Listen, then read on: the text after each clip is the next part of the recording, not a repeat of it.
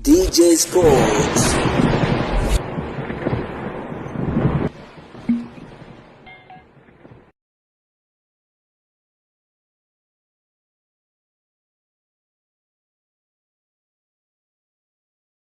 Bwana, hii ndio Simba na hii ndio Simba Day ya msimu wa mwaka 2026. Kumekuwa na masurprise kibao kweli kweli, lakini kubwa zaidi ni kukumbusha kwamba mwaka huu Simba Sports Club anatimiza miaka 90 tangu kuanzishwa kwa Simba Sports Club katika mwaka 1936.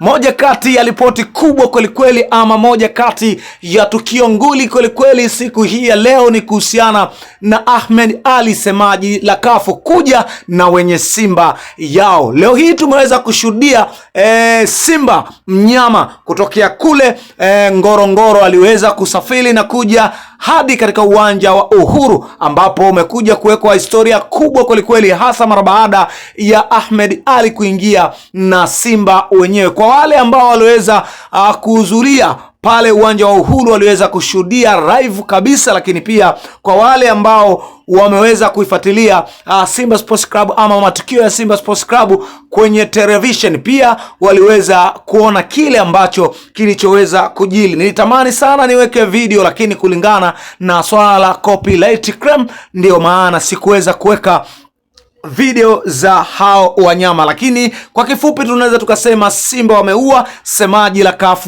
ameua zaidi katika siku ya Simba Day. Wewe unazungumziaje kuhusiana na hili na unampa asilimia ngapi Ahmed Ally? Kwenye sehemu yako ya comment